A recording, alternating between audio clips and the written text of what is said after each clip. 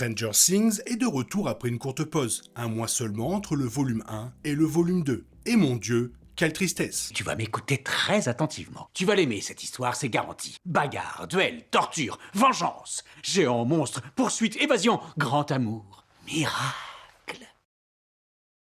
Le laps de temps entre les volumes 1 et 2 a donné matière à réflexion pour tout le monde, notamment sur l'élan que la série tente de maintenir, mais qu'elle a déjà perdu dès sa 3e saison, et les blessures abyssales qui pèsent sur la série dans cette ultime saison. L'œuvre autrefois irrésistible des Frères Duffer se résume désormais à une épave partiellement paralysée, rongée par l'adrénaline et le chagrin, alors qu'au début, elle était brillante. Si le volume 2 confirme bien une chose, c'est que la saison finale ne remplit pas les critères pour bénéficier de 3 dates de sortie, toutes coïncidant avec les grandes fêtes de fin d'année. Tout le monde devra sans doute interrompre ses vacances pour regarder les épisodes. Du coup, les fans inconditionnels ne trépignent pas d'impatience à l'idée de cadeaux de Noël ou de bons petits plats, mais plutôt d'angoisse face à la possible mort de certains personnages. Quant aux spectateurs occasionnels, ils n'ont plus la motivation nécessaire pour interrompre leur moment en famille pour quelques scènes de planification un peu kitsch et quelques épisodes d'action palpitants. Alors même que Netflix annonce son acquisition controversée de la Warner Bros. Discovery, la plateforme mise tout sur Stranger Things pour prouver qu'elle peut réussir un coup de maître et concrétiser son potentiel. Le volume 2 est la 2e tentative.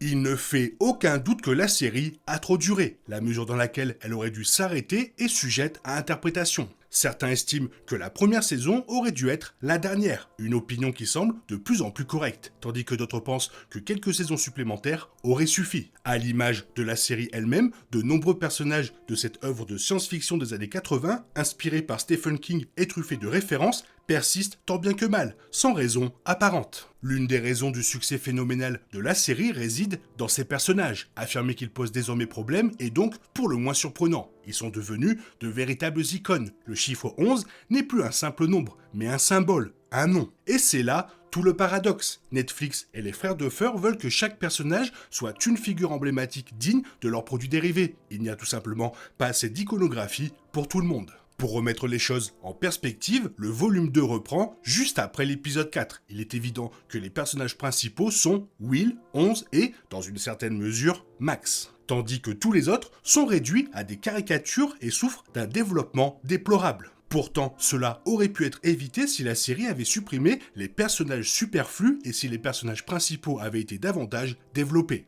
Monsieur Clark, Murray et Vicky sont des personnages récurrents dans le volume 2. Bien que leurs personnages ne soient pas tous mal écrits, Murray faisant peut-être exception, ils alourdissent considérablement l'intrigue. Les Frères Duffer, étant visiblement réticents à l'idée de faire disparaître des personnages présents depuis plus d'une saison, ces derniers ne savent qu'à faire des blagues et à fournir des informations aux autres, sans pour autant apporter un véritable soutien émotionnel. Vicky est la copine de Robin, mais elle n'apporte quasiment rien au conflit. Après 5 saisons, la série a-t-elle vraiment besoin de nouveaux personnages dont le seul but est d'expliquer l'univers de la série? Le public n'a pas besoin d'un énième rappel fastidieux. Le problème majeur, c'est Callie, la sœur de 11, qu'elle et Hopper sauvent de la base militaire du Dr. K dans le monde à l'envers. Callie est un personnage intéressant, mais son apparition est expédiée. Elle est là pour raconter son passé, révéler les atrocités du Dr. K et remettre en question les méthodes d'éducation de 11 par Hopper.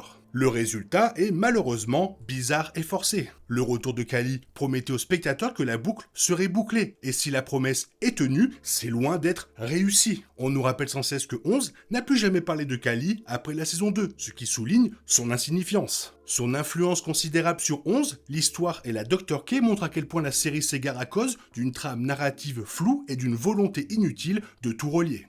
C'est incroyable la lourdeur de l'écriture de cette série, surtout après 3 ans de production. Mais c'est encore plus incroyable de voir une saison entière consacrée uniquement à la planification, au complot, aux théories et aux explications. Alors bien sûr, les spectateurs attendent des réponses dans le dernier chapitre et font confiance à la série pour leur fournir. L'une d'elles, liée au monde à l'envers, est une révélation incroyablement géniale, même si les fans l'avaient deviné il y a des semaines, et certains des années. Mais franchement, la série surexplique tout dans les moindres détails. Cette série est un exemple flagrant du principe dire plutôt que montrer, sans doute la première règle que les scénaristes conseillent aux jeunes auteurs prometteurs d'éviter. Or, Netflix part du principe que ses abonnés ont une capacité d'attention très limitée, probablement absorbée par leur téléphone ou occupés à autre chose. Pour ceux qui suivent la série avec une grosse attention, devoir subir des scènes qui auraient pu être évitées, puisque les personnages finiront par mettre leur plan à exécution, est franchement ennuyeux. On pourrait s'attendre à ce que ce genre de scène soit mené par des geeks comme Dustin, Mike et Erika, mais un autre problème de la série est qu'elle veut que tous ces personnages soient des génies innovants capables de trouver des solutions ingénieuses sur le champ. Certains personnages ne sont que la force brute ou le soutien émotionnel, et c'est très bien comme ça. Depuis quand Steve est-il un expert du fonctionnement du monde à l'envers et de la ruche ? Tout le monde n'a pas besoin d'être le cerveau du groupe. La planification en elle-même est une corvée prévisible et empreinte de nostalgie, mais le résultat est presque toujours exécuté avec une urgence palpitante. Je pense notamment à une séquence incroyablement intelligente où Will, Vecna, Max et Oli atteignent leur paroxysme. Ces scènes, ainsi que d'autres dans le vaste monde à l'envers, mettent en valeur les prouesses techniques qui n'ont fait que gagner en immersion depuis la première saison en 2016. Un thème récurrent de la saison 5 est la découverte de leur véritable identité par les personnages, à mesure qu'ils deviennent de jeunes adultes. D'une certaine manière, ces conflits intérieurs préfigurent ce que sera leur vie après la défaite de Vecna. Ayant passé la majeure partie de leur adolescence à combattre des monstres, ils ont largement négligé leurs aspirations et leur vie personnelle. La série réussit parfaitement à saisir les difficultés complexes des adolescents, surtout lorsqu'elles sont alourdies par des super pouvoirs ou une implication dans des conflits surnaturels ou de science-fiction. Will est au cœur des intrigues, qu'elles soient réalistes ou extravagantes, et leur imbrication est particulièrement réussie. Le fait de donner des pouvoirs à Will, même s'ils proviennent de Vecna, a ouvert à la série de nouvelles perspectives qu'elle n'avait qu'effleurées pendant plusieurs saisons. Le seul reproche qu'on puisse faire à son acceptation de son homosexualité et de son statut de sorcier, c'est que la série l'empêche de partager de véritables moments d'intimité. Tout doit se dérouler en groupe, alors que l'intensité émotionnelle serait bien plus grande s'il pouvait partager des moments privilégiés avec sa famille plutôt qu'avec toute la bande,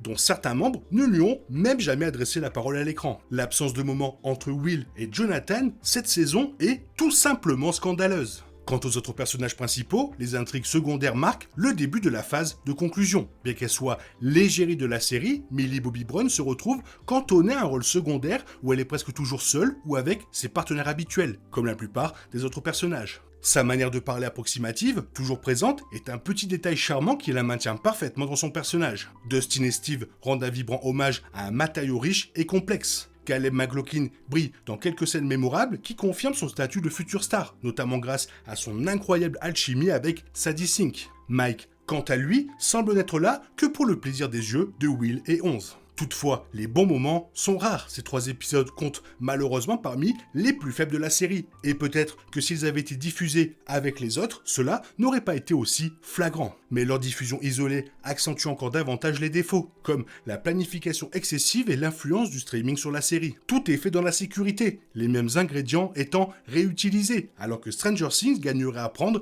des risques pour son final.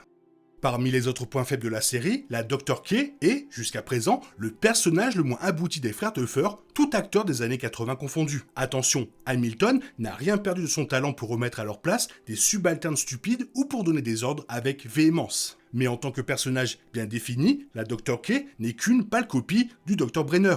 On ignore toujours pourquoi elle s'investit autant dans son plan, ce qui la rend malheureusement monotone. J'aurais adoré voir Hamilton bénéficier d'un rôle à la hauteur de celui de Paul Reiser, mais cela semble peu probable à 2 heures de la fin de la série. Par ailleurs, cette saison n'est pas la meilleure pour Joyce, qui se contente de jouer les mères. Si ce rôle est important pour le personnage de Will et leur relation, il limite l'évolution d'un personnage qui a tant mûri jusqu'ici. Il est clair que la romance entre Hopper et Joyce, qui a animé toute la saison 4, est retombée dans le stade de la simple amitié. Certes, ils sont ensemble, mais où est passé l'amour ? Ils n'ont pas besoin de s'embrasser passionnément, mais cette saison nous prive des scènes émouvantes avec lesquelles ils pouvaient nous briser le cœur. Finalement, le volume 1 et le volume 2 ne sont présents que pour nous mener au grand combat final, ce qui semble plus important que les personnages. Il ne reste plus que 2 heures à la série pour conclure et offrir une fin satisfaisante. Certes, le volume 2 apporte des réponses à certaines questions restées en suspens, mais plusieurs de ces révélations soulèvent des questions encore plus importantes auxquelles le final de la série devra répondre. Il est intéressant de noter que certains de ces mystères ont peut-être déjà été résolus dans la pièce de théâtre canon The First Shadow. La saison 5 est liée à cette pièce, alors si vous ignorez tout de l'histoire préquelle centrée sur Henry Creel, il serait temps de vous mettre à jour. Étant donné que les événements de la pièce ont révélé des éléments importants de l'intrigue principale, il aurait été judicieux de rendre The First Shadow beaucoup plus accessible aux fans. À tout le moins, il aurait fallu faire un effort pour avertir les fans des détails de l'histoire, mais même cela serait quasiment impossible de nos jours. Espérons que les frères Duffer iront bien au-delà de ce qui est révélé dans la pièce, offrant ainsi aux fans une fin digne de ce nom.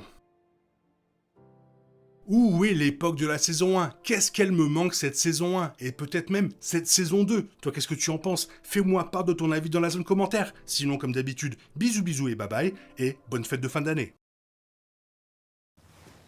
T'es toujours là, toi? C'est fini. Rentre chez toi. Allez, dehors. Naï, naï, naï.